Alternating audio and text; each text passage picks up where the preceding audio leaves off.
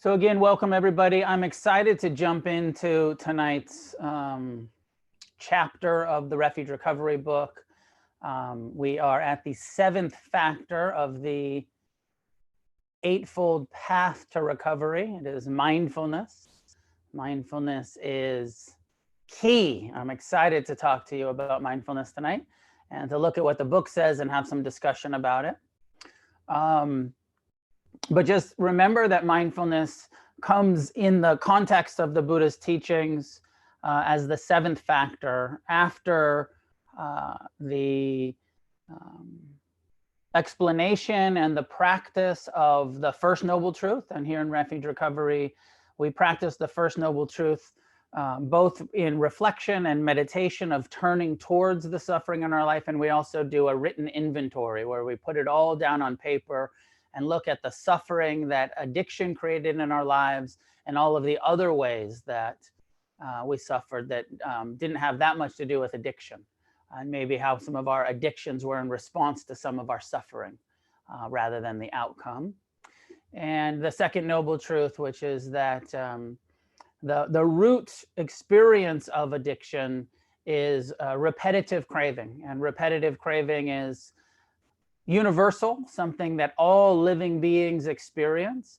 But those of us who cross the line into addiction have a special, exaggerated relationship with just a moment, with craving. And so in our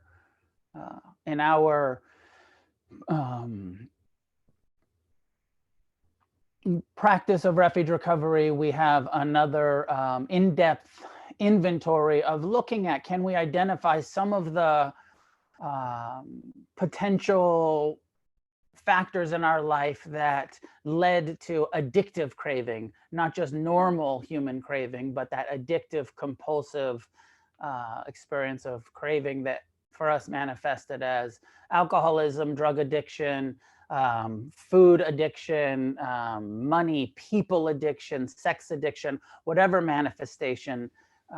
We believe that all addictions come from the same root, and that there's, and addiction manifests in many different ways. And many of our members find that it manifests itself in one individual in many different forms. The drug addict becoming the food addict, becoming the sex addict, becoming and this sort of, addiction coming up in one's life in different ways. So of course, Refuge is encouraging us to look deeply at all of the manifestations and perhaps identifying some of the underlying causes and conditions that led to addiction.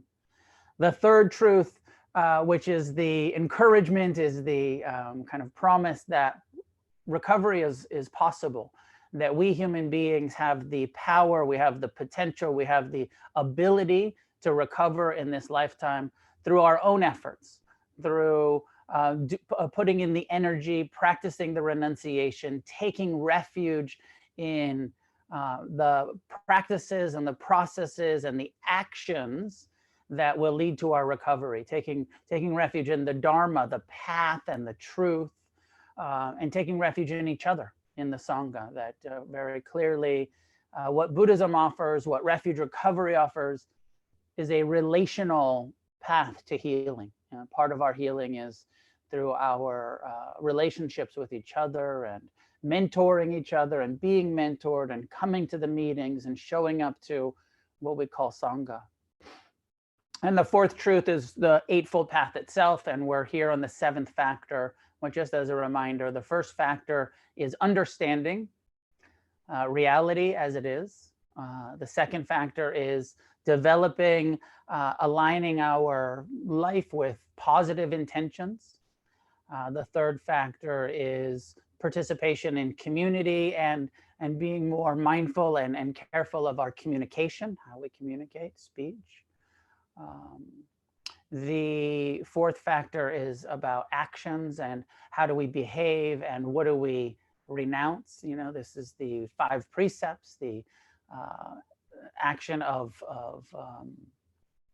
abstinence, of staying free from drugs and alcohol, and our own bottom line behaviors around other addictions. The fifth factor is about our relationship to money and work and the karma that we produce in our livelihood. The sixth factor we covered last week, which is about the effort, the energy, the commitment, the ongoing long-term practice, that what Buddhism offers, what Refuge Recovery offers as a Buddhist approach, is not a quick fix. It's even one day at a time is too much. It's one moment at a time, present time awareness, and the transformation, the recovery, the healing, the awakening. It takes effort and takes long-term sustainable practice. And tonight we open to the seventh factor, to mindfulness. I'll say a couple things commentary-wise before I jump into the text. One is, and I feel like most people are aware of this, but maybe not everybody. It might not even be that important to many, but that mindfulness, we're at a place in our culture in America, in the West at this point, where mindfulness has become a buzzword, and mindfulness has, gotten onto the cover of Time magazine, and it has infiltrated the secular domain of psychology and medicine and neuroscience, and has been divorced from its roots, as though it's just like this thing that the psychologists and the scientists have discovered. But the reality is, the truth is that mindfulness is something that was discovered by Siddhartha Gautama, the person that we refer to as the Buddha, 2,600 years ago. There was no such thing as any kind of mindfulness teachings in any other religious or spiritual traditions before the Buddha. And all of what we know of mindfulness is Buddhism. Even no matter how much they secularize it and break it down, it is the teachings of the Buddha. One of the reasons that I created Refuge Recovery as a Buddhist path to recovery, rather than secularizing it and saying we're mindfulness recovery or we're something else, is because I have so much gratitude that mindfulness exists, that the Buddha taught mindfulness, and it just feels honest and to have integrity around we are practicing something that was taught 26, has been taught by millions of people for the last 2,600 years. And there's something potent to me about that lineage that we're part of the millions of Buddhist meditators around the world for the last many centuries. So mindfulness, although we don't get it, it's like in this, the way that we're taking this path very kind of step by step, and we're coming toward the end of the Eightfold Path before we start to talk about mindfulness. The reality is, all of you, know that have read the book, we encourage that the practice of mindfulness starts from the beginning. And this Eightfold Path that we're talking about is not like first you do 1 and 2. It's not linear like that. It's a wheel. You think of the Eightfold Path as a wheel with 8 spokes. And although now we're talking about the 7th spoke because it makes sense to go, the way that they're numbered, my sense is, for me and my recovery, it was mindfulness that came first. And I think that that's true for so many of us, is that first we start practicing mindfulness, and then we look at, what do I understand? What are my intentions? How are my behaviors, my livelihood? Everything else usually comes after one establishes a mindfulness practice. That may not be true for you. So that's not always true, but that was certainly my experience. So I'm excited about talking about mindfulness, the 7th factor of the Eightfold Path tonight.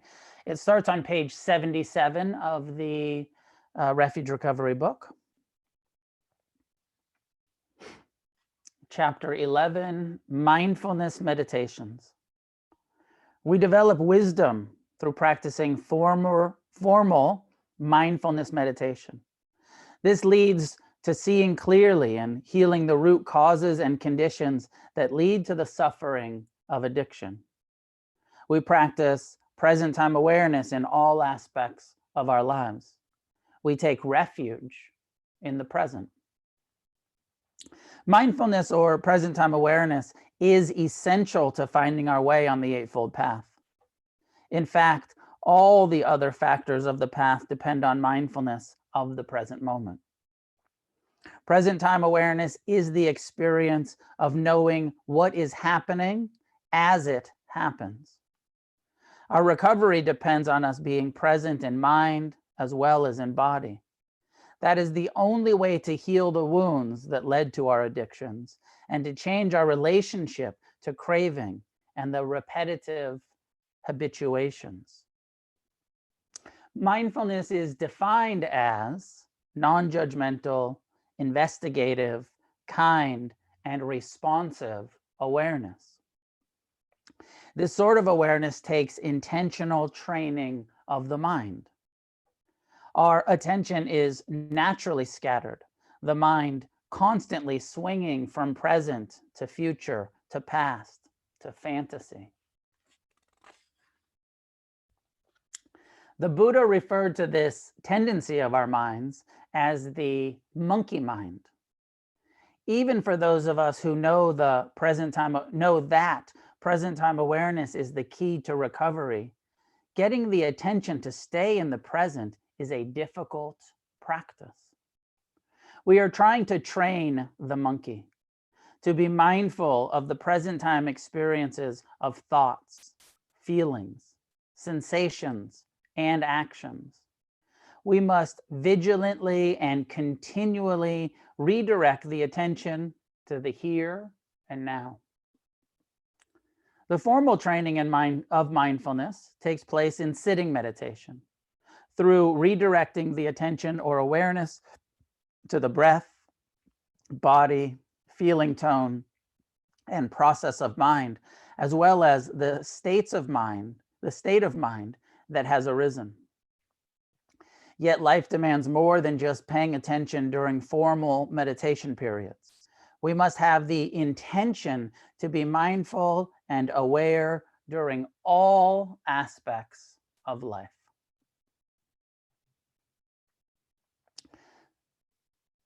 First foundation, the Buddha breaks these, it's really just one practice. It's really just that last sentence. How do we pay attention in all aspects of our life, both internally and externally? So he says, well, let's break it down into 4 categories, what we call foundations. First foundation. The body is the best place to start. Through redirecting the attention from the thinking mind to the felt sense of the body, we begin to condition our attention to be in the here and now. This is done by returning our attention to the physical experience each time it wanders into thinking about the past or future. The practice of mindfulness of the breath is especially helpful at the outset, because we are always breathing, given that the breath always happens in the present moment. We know that if we are aware of the sensations of the breath, we have successfully brought our attention into the present moment. This first level of mindfulness offers us an experience of relaxation and allows us to start to let go of identification with the thinking aspect of our mind. By learning to ignore the thinking mind and pay attention to our bodies, we can successfully intervene on the cravings, doubts, fears, and other negative mind states that could lead to relapse. But there is much more going on here to pay attention to than just the breath. So many sensations in our bodies, so many activities, the heart beating, internal organs processing food, skin sensations, bones, ligaments, saliva, blinking, eardrums, being stimulated by sounds, eyes by images, noses by smell, tongues by our taste. Our bodies are full of present time information. What am I feeling, seeing, smelling, tasting, and thinking? Mindfulness is directed toward every aspect and activity of the body: posture, movement, emotion, everything. We can focus on the 4 elements of our bodies through meditation, becoming aware of the heat, water, earth, and air within the process of our bodies. In other meditations on the body, we may focus on scanning our attention from the top of our heads to the bottom of our feet, to mindfulness to both the surface and internal parts of the body. We'll visualize the organs, muscles, and bones that create the body. As we pay close attention to our bodies, we begin to gain insight into the impermanent nature of all the phenomena of being, thoughts, feelings, and sensations arising and passing. We can also turn to a meditation on the impermanence of life in the body itself. We reflect on the inevitable death and decay of our bodies. Through death meditations, we come to accept death and to learn to cherish life. The breath and body are only the beginning of the mindfulness practice. Once we have established some level of present time awareness and attention to the physical sensation of the body, we undertake training to bring attention to the feeling tone of the particular experience we are paying attention to. So I'm going to pause here before I continue reading and just sort of reflect and comment that it's incredibly common that people get stuck on the first meditation instruction, mindfulness of the breath. What the Buddha had to teach here was so much bigger. And in order for us to really recover and really get free, it's so much more than paying attention to our breath. It's only the first instruction, like maybe I've never gone through and counted, but there's dozens of different meditation instructions in this mindfulness practice. There's this instruction that says, breathing in, know that you're breathing in. Breathing out, know that you're breathing out. And then it goes on to say, know the body as the 4 elements. Know the impermanent nature of all sensation in this body. Know the body as the 32 parts. Know the body as impermanent, and reflect on the corpse and the decay and the impermanent nature of this physical form that we're in. So important. I just want to encourage, if you're new, breath is a great place to start. But we have to go deeper. We have to go beyond that. One of the reasons that I think people get attached to the breath is because there's relief.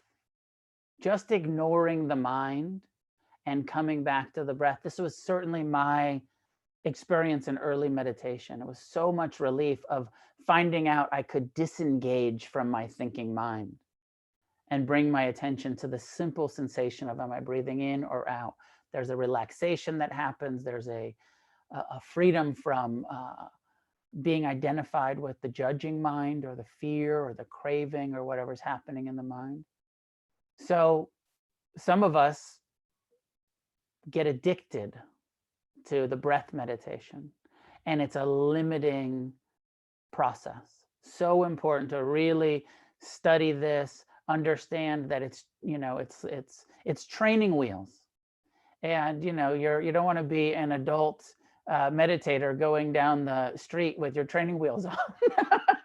It's just embarrassing. Like, we have to learn to ride the bike without just coming back to the breath over and over forever. So I know you hear me. Second foundation, and in so many ways, I feel like all of what we're doing in the first foundation, getting present in the body, is in preparation for this second level. Every single experience has a feeling tone to it, a quality of pleasantness, unpleasantness, or neutrality that we can perceive when we are mindful. An awareness of the experience and its pleasant or unpleasant tone is essential if we are going to progress on the path to recovery. Our habitual reaction to pleasurable experience is to cling to them, often falling into addictive patterns with pleasure. Our habitual reaction to unpleasant experiences is to resist or push them away. Clinging and aversion are the cause of most of our suffering we create for ourselves and the roots of all addiction. In some ways, I feel like this, I mean, I could probably pick a lot of pieces, but in some ways, I feel like this is the most important part of this whole book. If we can really see this, if we can really see this directly, not intellectually, but the meditation brings us into awareness of, oh, I cling to pleasure, I'm aversive. Not just knowing that, but seeing it in real time gives us the intervention. Mindfulness becomes the intervention. Oh, I can let go. I don't have to keep clinging. I can see that leaning towards, but I can acknowledge the impermanent process rather than clinging to it, letting that pleasant experience arise and pass. Likewise with pain, rather than resisting it, I can tolerate it. I can learn to have compassion. I define mindfulness here as present time, kind, investigative, and responsive. This second foundation gives us the information of how to appropriately respond rather than habitually react. This is page 80. I want to encourage you to look at this, to read it, to digest this second foundation, so important. This level of mindfulness then offers us awareness of the causes of addictions. Through being mindful of the experience and its feeling tone, we can directly examine our inner relationship of clinging to pleasure and aversion to discomfort, which allows us to respond to it deliberately, choosing to let go of the root cause of what would become an addictive tendency or stressful suffering. Without intentional mindfulness at this level of experience, we have no choice but to stay stuck in the habits of aversion and clinging. This keeps us locked into creating a miserable existence. Paying careful attention to the present moment of our relationship with ourselves allows us to meet the unpleasant, the neutral, and the pleasant with calm and understanding. At the heart of our recovery is a simple choice. Either we stay addicted, clinging, craving, and avoiding, and continue to suffer, or we can begin to refrain from the substances, activities, and clinging, practicing mindfulness and letting go, and finding a deeper sense of well-being and recover. So again, I just want to say, I know that this is a short, one page, just page 80 here in the book. But there is a diamond here. This is the Buddha's, brilliant intervention of how do we suffer as human beings, and how do we get free from it? We get without mindfulness. I make this statement here. Without mindfulness of this second foundation, I'm not so sure that we have much free will. I don't know what you think about free will of your, did you choose to become an alcoholic and an addict? Was that your free will? I chose that. Do you choose to suffer? Do you choose to cling? Do you choose to hate? Are those all conscious, volitional choices? I think that the Buddha would say, without mindfulness, you're not actually driving the ship. You're reacting. And that with mindfulness, you can start to choose. You can develop some free will and ability to respond wisely. And so that's why this second foundation must not be skipped. And some of you, and I know that I've been, studying and practicing mindfulness for decades, and I've sat with some teachers, mindfulness, Buddhist teachers, who don't even teach this. And I've done long meditation retreats where they skip the second foundation and they go right to emptiness of all phenomena and watching the mind. And my feeling is that this is a step that cannot be skipped for anyone that's sincere about waking up. And it's especially important for us recovering from addiction, because all of our addictive tendencies are in relationship to what's pleasant and what's unpleasant and neutral. And that's where relapse is going to occur. We have to be extra mindful of this second foundation. But there's more. Third foundation, page 81. The third level of mindfulness brings attention to the process and contents of our mind. Having established present time awareness of the body and feeling tone of experience, we then turn our mindfulness to the mind itself.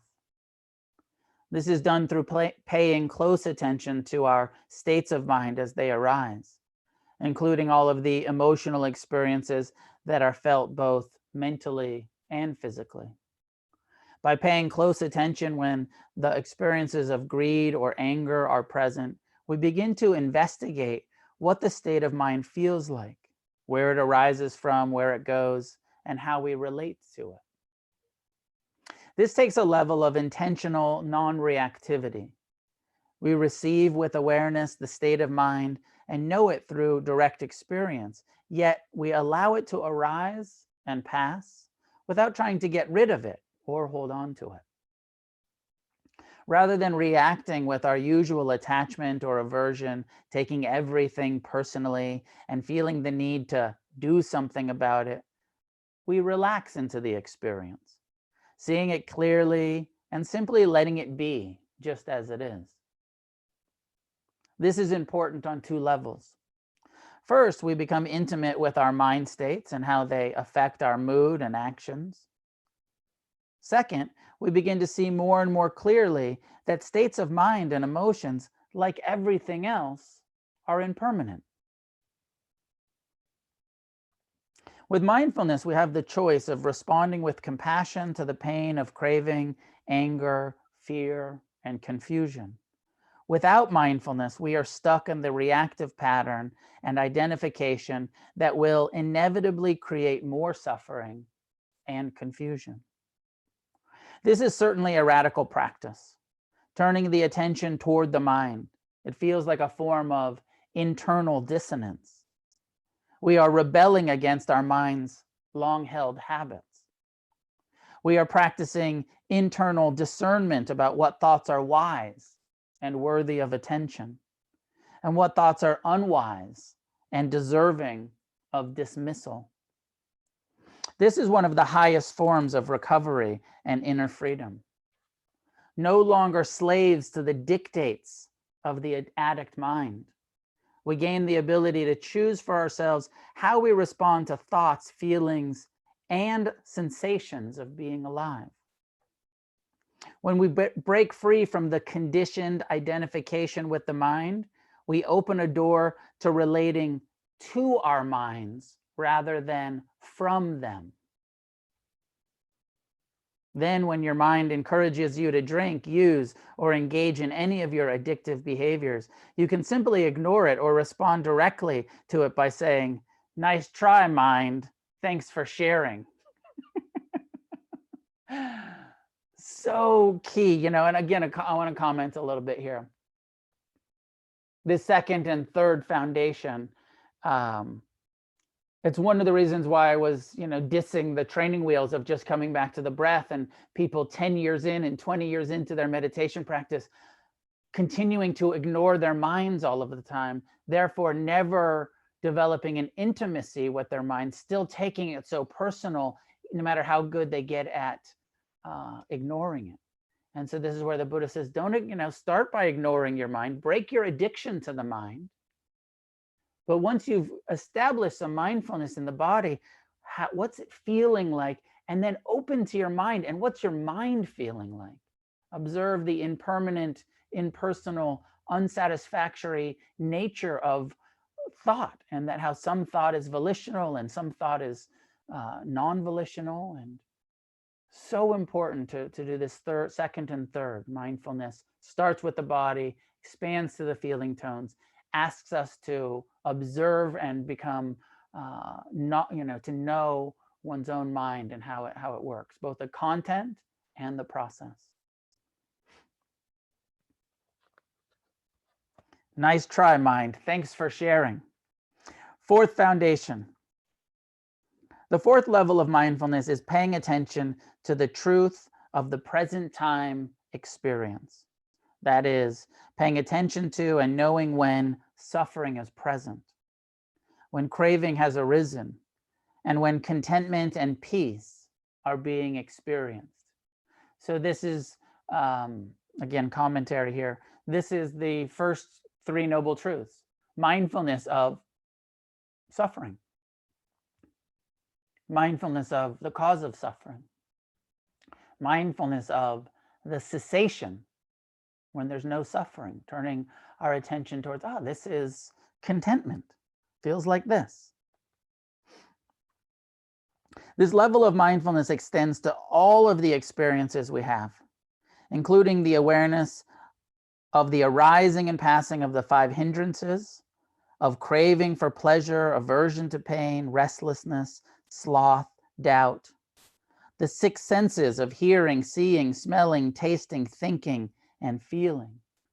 The four noble truths of suffering, the cause, its end, the path. The seven factors of enlightenment, which are the experiences of mindfulness, investigation, tranquility, equanimity, patience, rapture, and concentration. Through mindfulness, we have insights into the attachments, clingings, and cravings that perpetuate our addictions. All of these meditation instructions are applicable to any posture or movement of the body. Whether done walking, standing, sitting, or laying down, mindfulness and contemplative inquiry can and should be practiced. Eventually, all of these meditations, all of the four foundations, become one. The mindfulness of the breath and body lead to the awareness of the feeling tone, then expands to the awareness of the content and process of the mind, and finally expands to include all of the phenomena related to the mind-body process. This is the meditative training called the path of insight. Sati, the word for mindfulness is sati, satipatthana, four foundations. If you are familiar, if you hear about vipassana, means insight, and vipassana is the meditation based on these four foundations, and then translated into English, it's called insight meditation, and it's what we're doing. It's what this seventh factor of refuge recovery of the Buddha's teaching here, and this is key. This is necessary. For our recovery path, this is so foundational. Of course, I want to say that about every aspect of the Buddha's teachings. We don't get to, pick and choose. We don't get to skip anything. But mindfulness is necessary for the rest of the path to unfold. To truly understand, we have to be mindful. To truly have clear, wise intentions, we have to be mindful. In order to be careful with our communication, and we have to be mindful. Be careful with our actions, we have to be mindful. Livelihood, mindful. Effort, mindful. So this seventh factor, I can't say it enough, how core it is, how key it is, and that it's not just paying attention to our breath. Breath, body, feeling tone, mind states, and then the reality that is arising in this mind, body, heart process.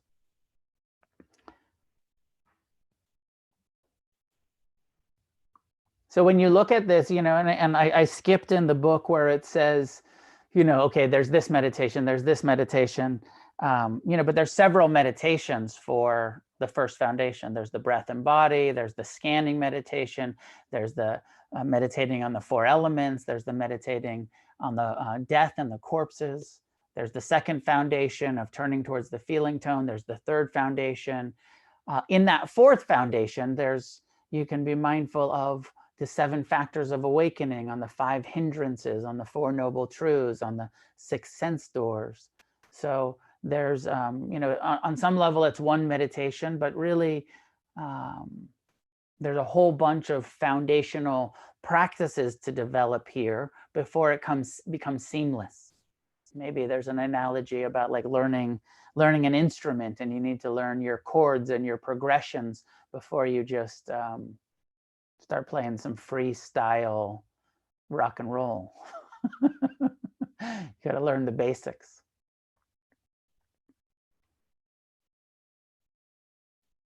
So that's our chapter for tonight. Love to have some conversation with you, discussion. Love to keep it mostly about mindfulness. It's such a good and big and rich topic. But of course, if you have any thoughts, questions, comments about anything, opportunity for us to interact a little bit.